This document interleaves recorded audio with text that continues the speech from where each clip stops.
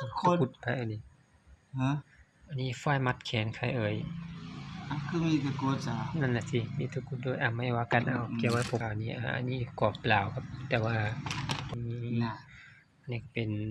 อะไรนะฝ้ายมัดแขนครับ มี ตะกรุดมีตะกรุดทองมีตะกรุดปลอกกระสุนด้วยเด้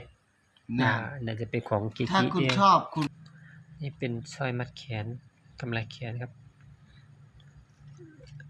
ผมพูดถึงนะ คู่นึง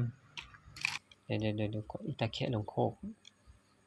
กล้องก็เบอร์กล้องไม่ได้มาตรฐานโอ้ยเลยถอยจังเลยกล้องผม อย่านะอย่าของเขาดีจริงแต่คุณเนื้อมันไม่มีในห่อเหรอ ไม่มีตลับไม่มีอะไรมีแต่ในห่อ นั่นแหละ น่าจะเป็น ของอันตรายนั่นล่ะ อาจจะเป็นตะแคะลงโคกก็ได้คุณอย่า ผมไม่ค่อยฝันอะไรนอนปีละครั้งก็ไม่ฝันอะไรเลย ไม่มีอะไรมาเข้าฝันเลย เคยเข้าไปร่วมคุณไปแค่ตัวนี้เขาเรียกว่าขอคลิปเฉยๆครับนี่อีตาแค่ลงโคกมาจากไหนไม่รู้เรื่องเลย อีตาแค่ลูกบอกไม่มีกล้องส่องนะนี่ไม่รู้เรื่องเลยโอเคเดี๋ยวเบิ่งเสื้อแขนนะไหมเสื้อแขนไปบ่รู้เรื่องตัวได้เบิ่งแล้วอันนี้ยังครับส่องนี่มันบ่ให้ส่องพ่อล่ะเดี๋ยวสิเจอของดีเฮาส่งเก็บใส่ถุงไว้ให้แล้วแม่นบ่ถุงที่เอาให้มาใส่แล้วบ่ถุงไหนถุงที่เอาไว้บ่ได้ใส่มันถุงน้อยโพดพระเฮาหลายเฉพาะเหรียญที่ใส่แล้วเฮาบ่รู้เลยตัวก็ส่องอย่างนี้ว่าก็ที่เอาถุงใส่ถุงข้าวเสียถุงเฮาใส่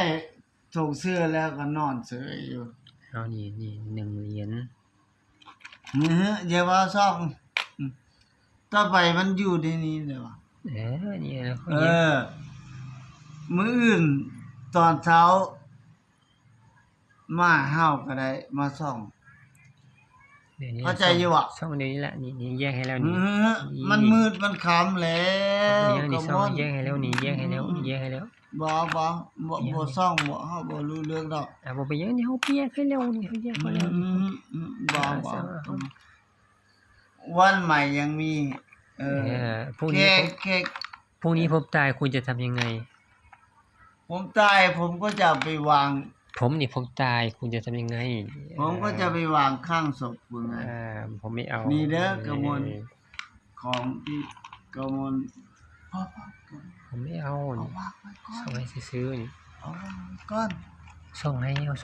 เดี๋ยวบ่ได้เอาไปใช้เนี่ยส่งให้อายซื่อเดี๋ยวไอ้ว่าโอกาสหน้าเฮามีอีกเยอะมีพรุ่งนี้ผมจะตายแล้ว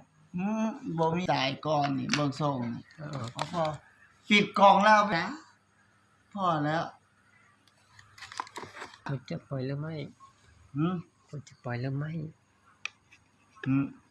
พรุ่งนี้ค่อยมาคุยกันปล่อยหรือไม่2องค์นี้ไม่คุยนี่ปล่อยหรือไม่อันนี้เอาให้ฟรีไปไปฟรีไปไม่3องค์นี้3ชิ้นนี่คุณจะปล่อยแมวโอเคคุยอันนี้ให้ฟรีแต่ว่าขออนุญาต